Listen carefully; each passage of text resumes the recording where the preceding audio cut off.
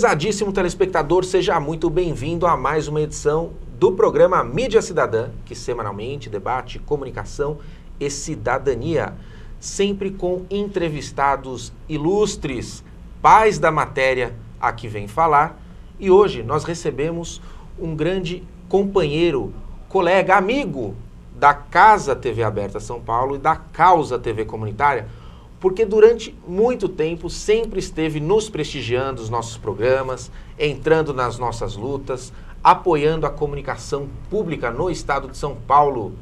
Eu falo dele, Mário Covas Neto, vereador do Podemos em São Paulo. Tudo bem? Tudo bem, obrigado, prazer estar aqui com você e com o público que nos assiste.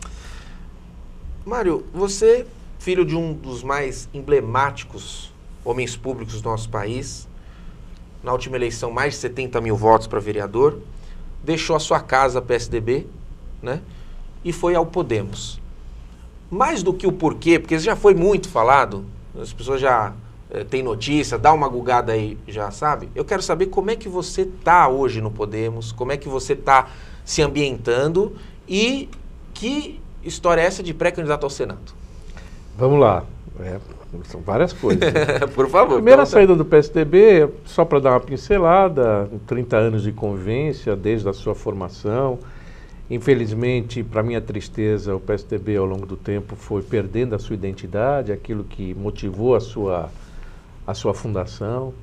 A gente ainda teve a oportunidade de lutar para que ele retomasse as suas bandeiras, a sua forma de agir. Infelizmente, isso não aconteceu. E chegou num ponto que era melhor tomar um outro rumo. O PSDB se tornou muito parecido, se não igual, aos demais partidos. Bem, e aí a gente foi procurar uma outra casa. Essa casa acabou sendo escolhida, o Podemos, por conta de ser um partido ainda em formação, novo, sem vícios ainda, sem donos. Você tem lideranças que estão se colocando, e a gente acha que a participação maior no envolvimento partidário poderá fazer com que o Podemos seja aquilo que a gente imagina como uma estrutura partidária democrática, aberta e moderna. Ele já tem alguns instrumentos assim de participação. Há no site do partido há uma possibilidade do eleitor participar diretamente em alguns temas para orientar a votação da bancada federal no Congresso, até para instrumentos de propositura de projetos de lei, ou seja, se procura fazer uma relação direta com o eleitor. Isso é moderno, bacana e eu acho que a gente pode trilhar por aí. Eu estou assumindo até uma função aqui no estado de São Paulo, de formação do partido, na sua direção.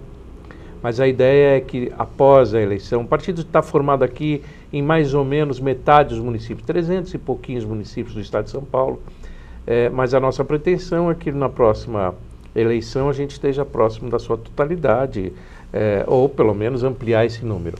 Veja, o Podemos, apesar de ser pequeno, ele é um partido que vem com a ideia de ser protagonista, ele não ser auxiliar de nada, tanto que nós temos candidato à presidência da República, Álvaro Dias, temos 3 candidatos a governador pelo país e temos candidato a senador. Além do que temos chapa completa de federal e estadual, não vamos fazer coligação. Ou seja, ele pretende ter a sua vida própria e crescer como partido. Essa é a ideia.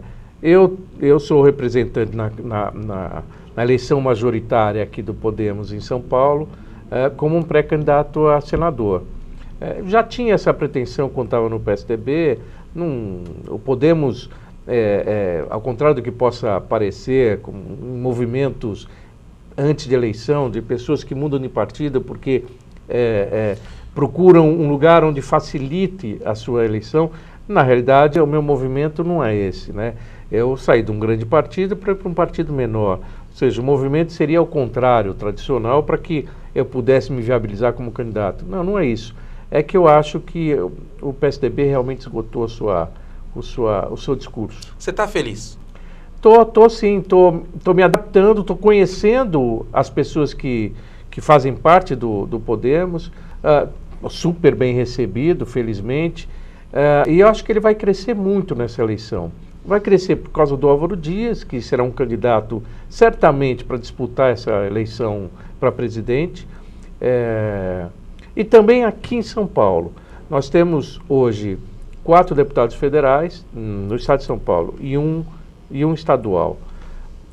Eu acho que a gente deve, no caso, chegar no estadual pelo menos a 5 estaduais, ou mais até, e federal manter os 4, e se possível, tem mais 1 ou 2 candidatos aí que eu acho que tem chance maior.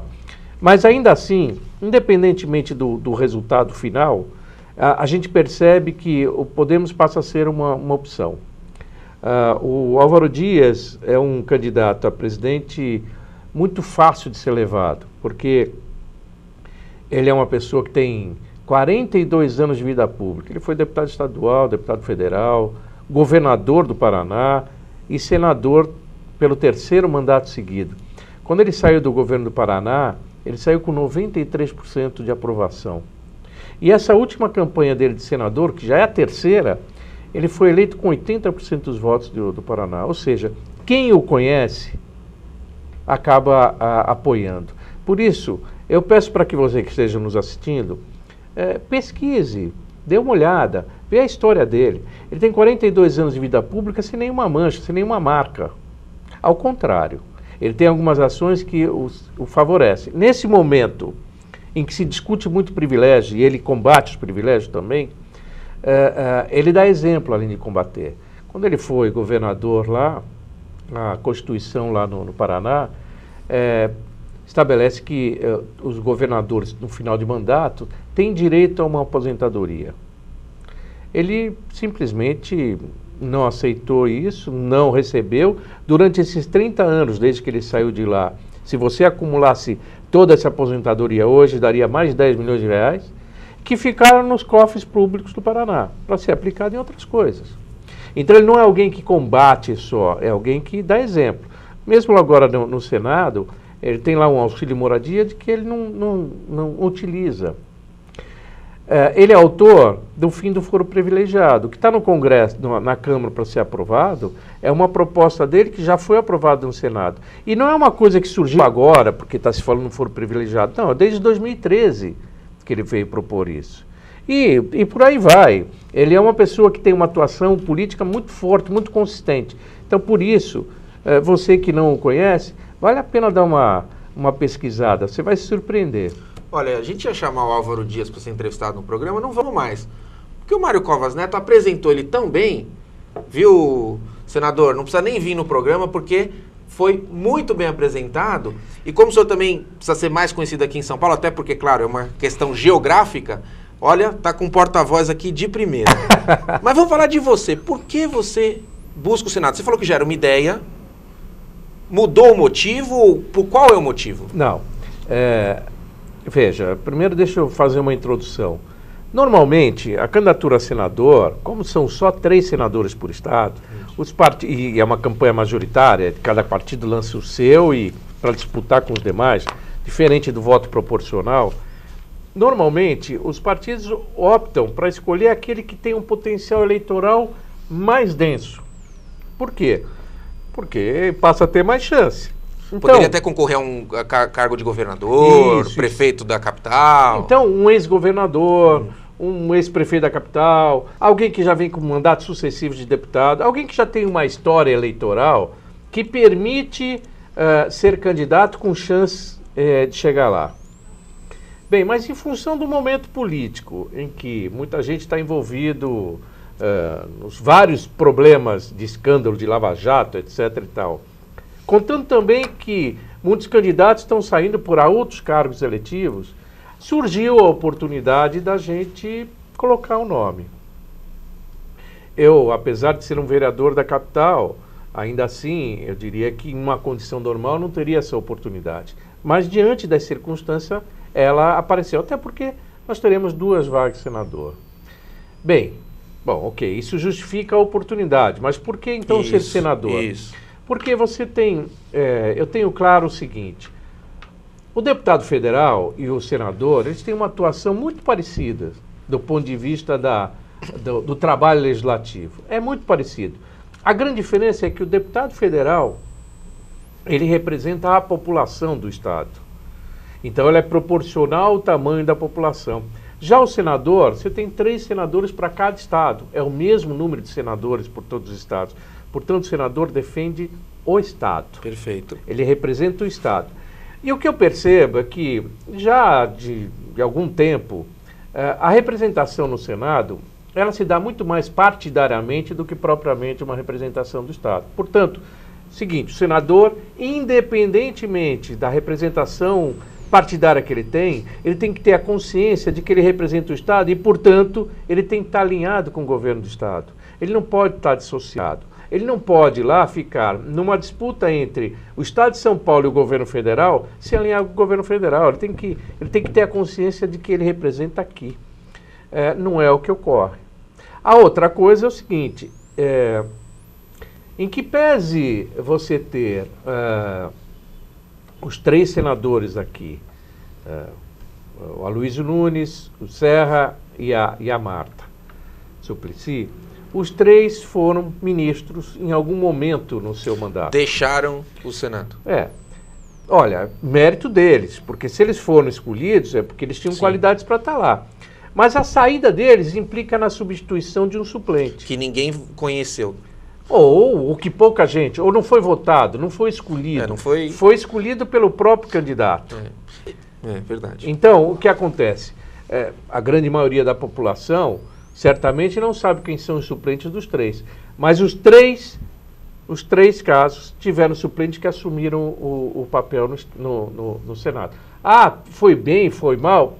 Não sei dizer. Mas o compromisso com o Estado... É o princípio de que você está tratando. Exato. O compromisso com o Estado deles é menor. O compromisso dele é com o titular. Então ele assume temporariamente enquanto o titular está no Ministério e ele desenvolve o seu trabalho muito ligado a este ministro e menos ao Estado. Entende? Então, é o seguinte, uma proposta que a gente tem é de que o suplente de senador, e esse é compromisso que eu assumo para fazer imediatamente quando estiver lá, né? É que o suplente seja o segundo colocado na eleição. Por Mesmo quê? que fosse de outro partido. Certamente Perfeito. será de outro partido. Como uma eleição proporcional comum. Exato. Não. A proporcional, quem entra como suplente é alguém do seu partido, ou da lista, da lista, perfeito. Da sua coligação. Isso. Nesse caso, não. Vai ser alguém Segundo. necessariamente da oposição. Entendi. E possivelmente Entendi. o maior adversário daquele que está saindo. Entendi. Então, na hora que ele for sair para algum cargo, se ele for ser governador, candidato a governador, se ele for ministro, alguma coisa, ele vai deixar no lugar dele seu opositor. Vai pensar 2 vezes se vale a pena sair de lá ou não, e se a representação dele em relação ao Estado. Essa é uma novidade que eu acho absolutamente cabível e eu pretendo colocar em prática. Perfeito. Bom, avançando, vereador, as pessoas estão chateadas com a política, com os políticos. E aí tudo entrou no mesmo balaio, né? Falou que é político, e é reeleição ainda? Ixi, mas já é um cargo e já está querendo ir para outro. Como resolver isso? Resolve, olha, é muito difícil, porque a imagem da política, dos políticos em particular e da política em geral, ela está muito desgastada, de fato. Imagem dos partidos também? Dos partidos, da política de modo geral. Quando Tá. se fala em política, para uma parte da parcela da população, é algo como um assunto muito ruim de ser tratado. Bem, mas é equivocado isso, e eu digo por quê. Na medida em que você se omite, você abre espaço para qualquer um ocupar. Então, você se omitindo, você está estimulando que algo que não era bom ocupe o lugar que você poderia influenciar para que fosse bom. Então é o seguinte, é preciso, ao contrário, ter mais participação, olhar o que cada um faz, o que cada um pretende fazer, acompanhar o mandato, é importante isso. Para que, se eventualmente a tua escolha não for uma boa escolha, você possa corrigir dali a 4 anos. A democracia permite isso. Aquele voto não é eterno. Mas na medida em que você fique alheio, você vai permitir que alguém fique lá te representando e ele vai ser capaz de definir o preço do transporte coletivo, ele vai ser capaz de definir quanto você vai pagar de imposto, ele vai ser capaz de definir uma série de coisas do seu dia a dia, da sua vida, e que você simplesmente está abrindo mão. Não. De outro lado, não, mas não tem ninguém que sirva. Se não tiver ninguém que sirva, saia você, candidato, mostre como é que tem que ser. Mas não é verdade. Tem gente que serve sim. Tem gente que serve sim. É preciso você averiguar. As notícias chegam para a gente com muito mais ênfase as notícias negativas. As notícias positivas, elas não têm muito interesse da mídia, de modo geral. Então, fica a impressão que nada vale. Mas eu diria que político não é diferente de qualquer outra atividade. Você tem médicos bons e médicos ruins, advogados bons, advogados ruins, motoristas bons, motoristas ruins, você tem de tudo. Tem gente boa? Tem.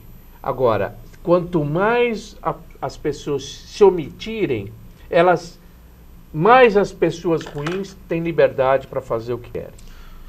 Hoje, quem se candidatar e não é político tradicional, não teve mandato, vai ter mais facilidade para se eleger?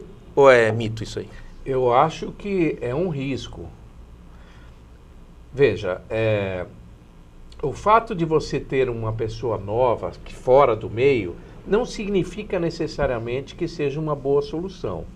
Pode ser.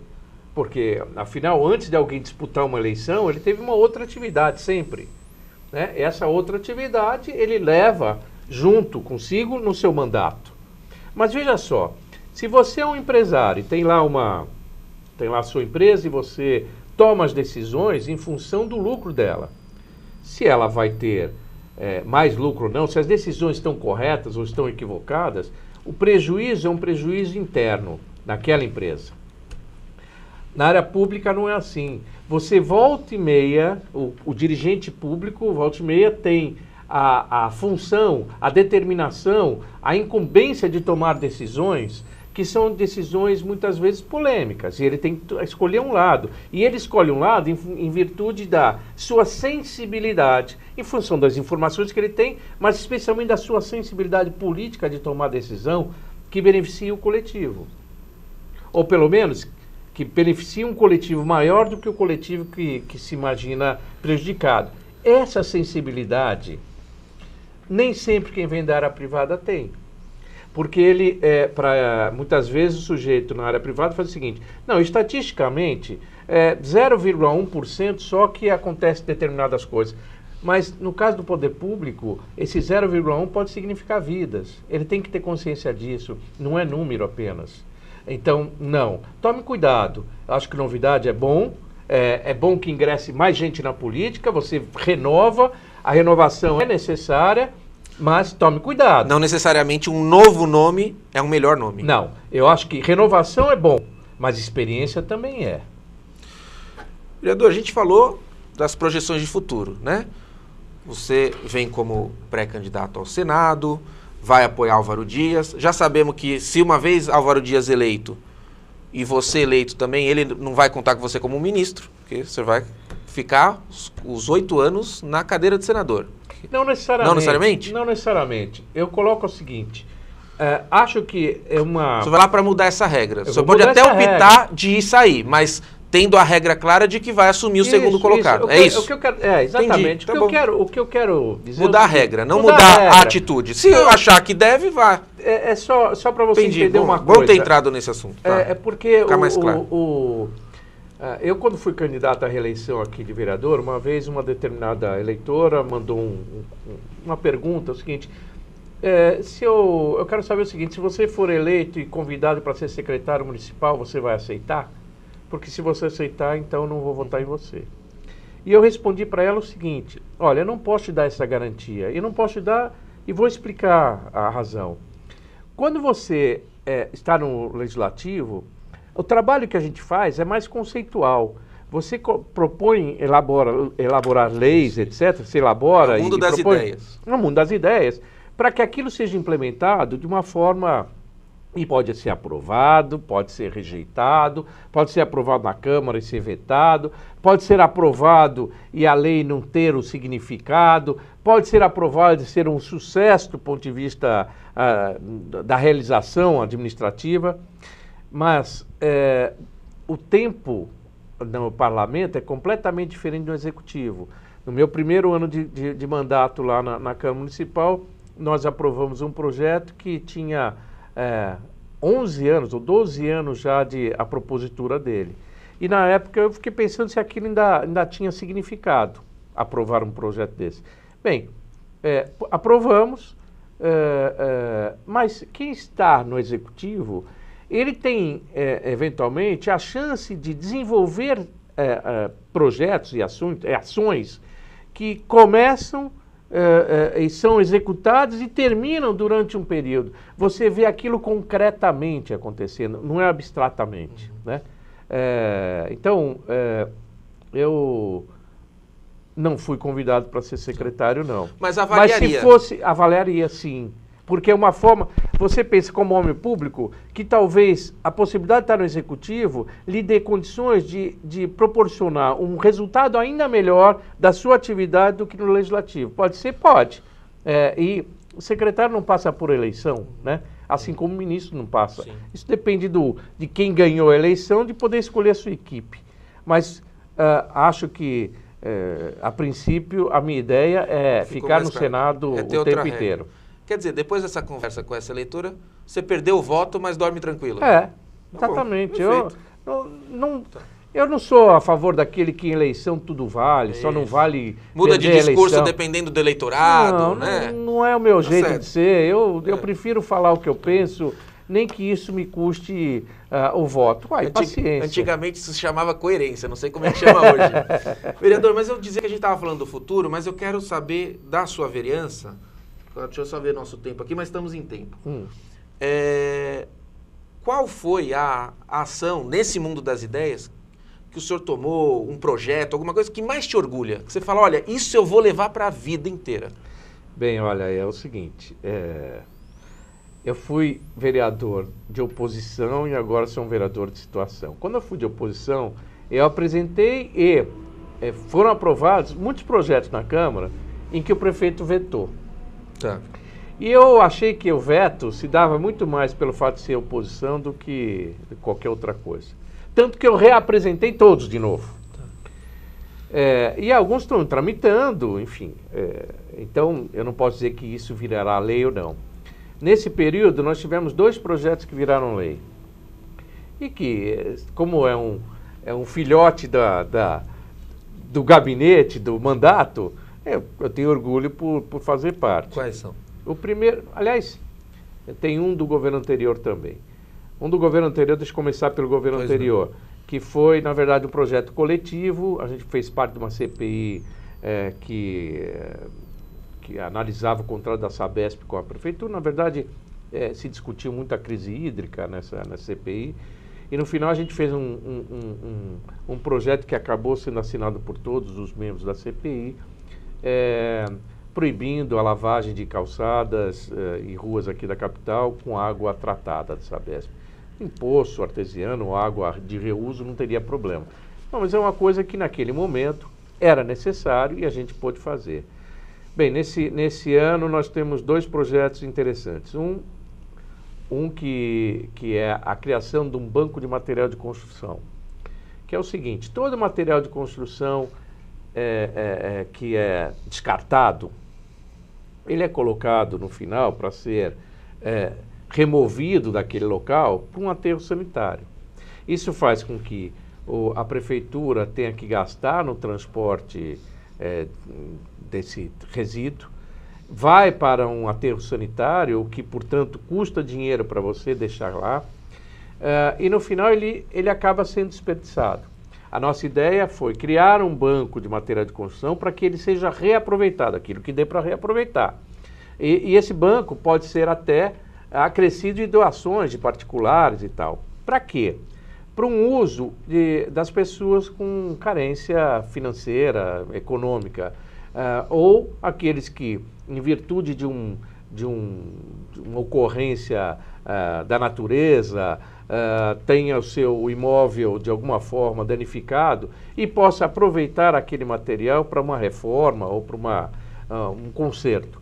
Muito bem, esse projeto já foi aprovado. Com isso, a gente vai ter uma ação social e você vai ter uma economia para o poder público de transporte e de destinação desse resíduo. Esse é um troço que me deixa muito orgulhoso. E um outro projeto que foi aprovado, esse deu uma repercussão grande, apesar de o alcance parecer menor, que é a proibição de fogos com estampidos na cidade. Tem uma liminar que suspendeu a eficácia dessa lei, mas por que ela foi feita? Num primeiro momento, eu me aproximei do assunto em função dos animais domésticos. Sim. Mas depois que você... É mais amplo que isso. É muito mais amplo, porque são os animais domésticos, que causam até a morte, mas você tem os enfermos, você tem os idosos, você tem as crianças e você tem os autistas, que sofrem demasiadamente com esse barulho. Além disso, você tem o seguinte, você vai pesquisando mais a fundo e percebe uma coisa interessante.